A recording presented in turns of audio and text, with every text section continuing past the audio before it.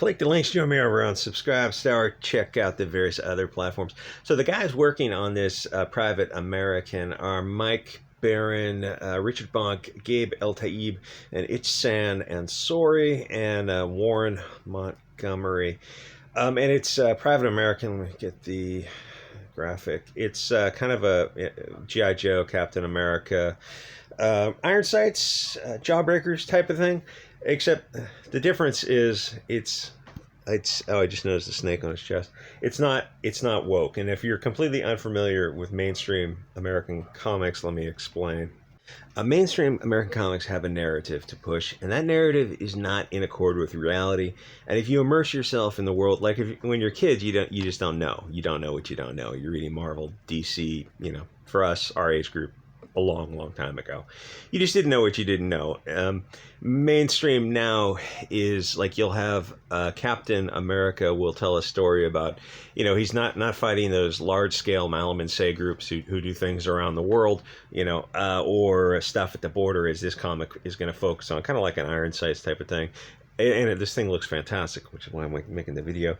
He'll focus on like Montana or Idaho. There'll be a group of blonde guys, and just blonde's a euphemism for people who look like you and I, who are peacefully assembled in a militia, constitutionally protected activity, right? But if you're on the left now, constitutionally protected activity terrifies them, especially free speech. They really, that open marketplace of ideas they do not agree with. And the Second Amendment, it's not for self-defense. It's not for hunting. What do you need more than 3 rounds to hunt a deer with? It's for hunting tyrants, you idiot. Have you read not only the Bill of Rights, but the documents, the writings of the Founding Fathers that went into the Bill of Rights?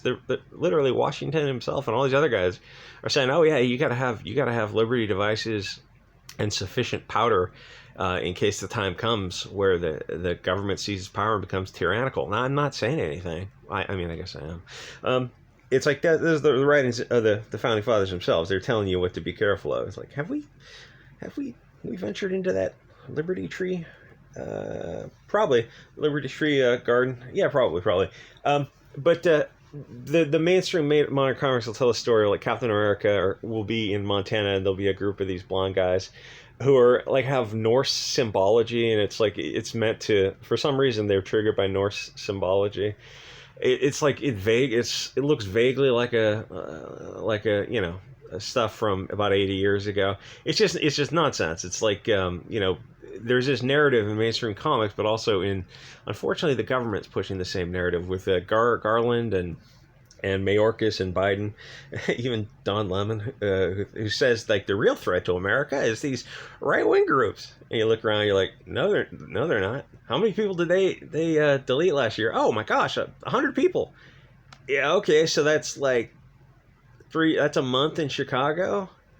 So, or St. Louis or Detroit. It seems like your priority is a little bit weird. It's like, no, Mayorkas and Garland and Biden or Don Lemon, no, the real threat, that's insane. The numbers don't back you up. Your own FBI doesn't back you up. But they focus on that. And then you had a Ministry of Truth, literal 1984 Ministry of Truth with Jankowicz coming out there saying, yeah, we need to determine the truth. We need to control the narrative. So like Orwell, Animal Farm, 1984, Brave New World. Those guys, Huxley and Orwell, predicted all this, and it's like you guys are just following that narrative. Yeah. These. So that's what mainstream comics is Ta-Nehisi Coates, right, when he was writing that. But it's all the mainstream comics. It's not just him. Or Mark Wade will do lectures ignited on the Second Amendment with whatever his face is, Kwanzaa.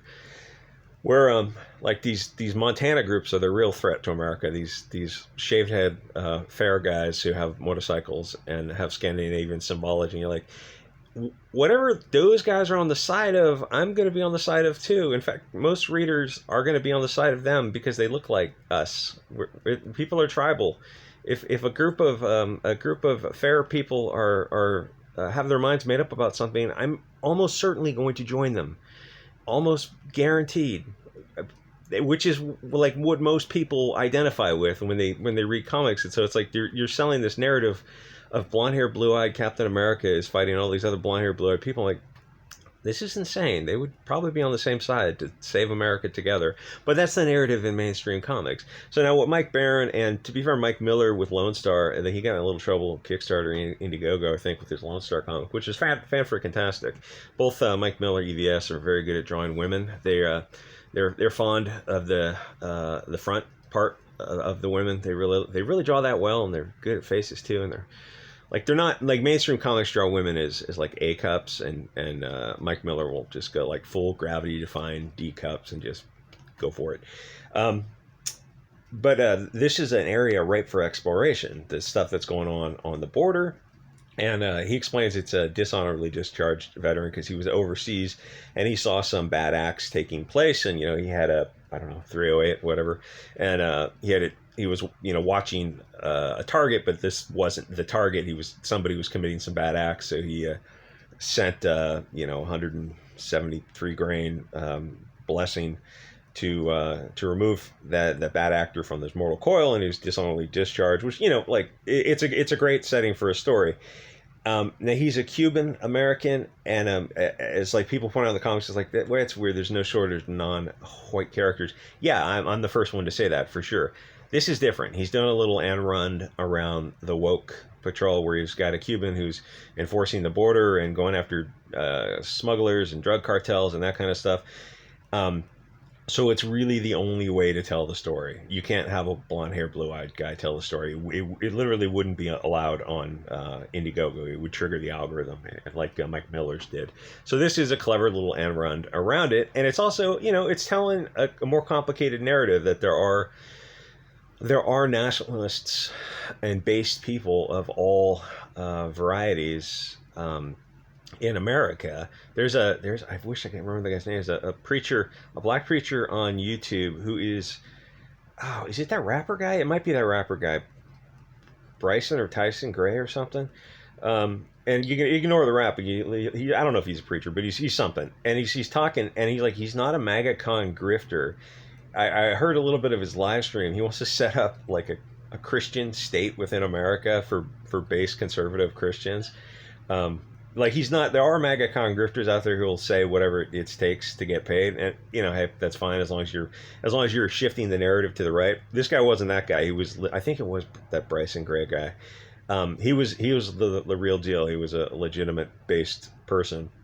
So like the narrative of this comic is there are people like that across the spectrum. So it's a more nuanced discussion, and it looks like a fantastic comic. It looks like what G.I. Joe should have been. Like the comics they tell now are these bizarre straw man, mostly with the blonde man bad type of storyline, where even there's people who borrow airplanes type of thing. I read a Marvel comic where there's the two guys who were borrowing that had ski masks, right? But they had blonde hair peeking out under the ski mask. I know I've said this a few times, but it's like stories like that, when you're reading a comic, you're looking at that, you're like, this takes you out of the story immediately, because that might happen, yes, for sure, every once in a while. But in fact, I'm having a hard time thinking of when that has happened. But that's a unicorn event, when two blonde guys borrow a large scale passenger plane to divert it, to take it somewhere. It's like, where are they going to take it? Because we know how those stories work. I mean, there's a historical occurrence about 21 years ago that was not that storyline. So like, why are you telling these unicorn events? But they do that in mainstream comics and shows all the time. It's like, everything I know of the South I learned in the 80s as a kid watching TV and movies, and like the small town sheriffs are just monsters, and guys in pickup trucks with stars and bars are the John Grisham book, A Time to Delete.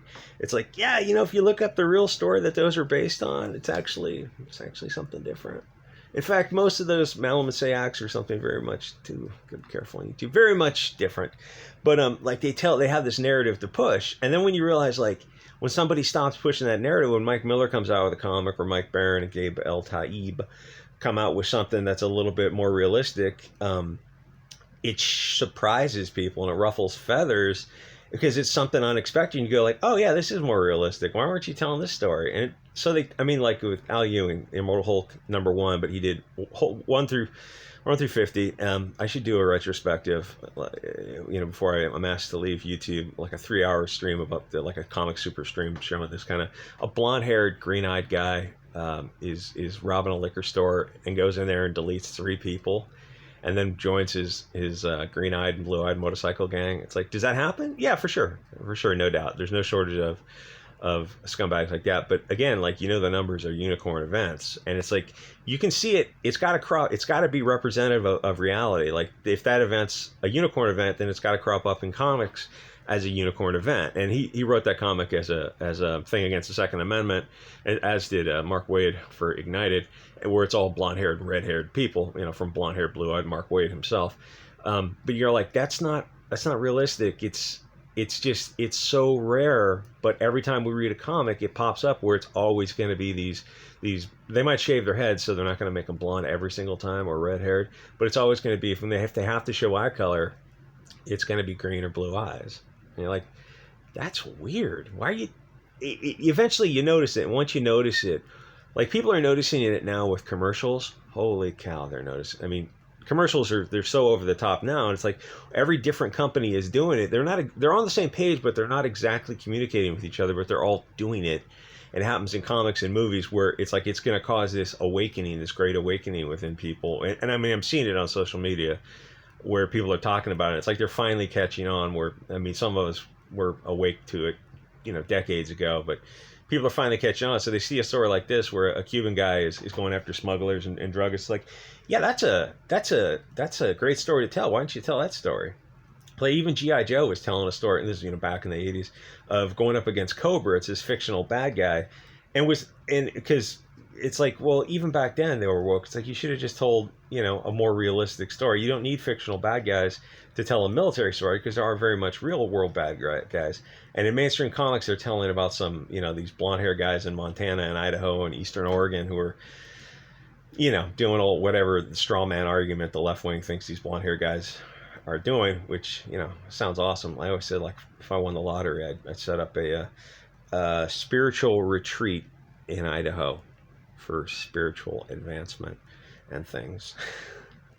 So that's the story. It's like, modern comics will use real world people, but it's always going to be people who, green-eyed and blue-eyed people, where there's some hacker on the internet. He's a troll on the internet. So we're going to enter his house without a search warrant or exigent circumstances and take him into custody. Oh, okay. You don't have color of law to do that. You don't have a warrant by the state. That's a kidnapping, Ms. Marvel. That's a kidnapping. It's a breaking and entering with the intent to commit a felony therein. You kidnapped this guy. If you were acting under under color of authority, then you're depriving him of his constitutional rights. Why would you do that? Oh, because he was on the internet, and he was 4channing, and he was on Telegram and Gab, and he was listening to Jordan Peterson. He was an incel army.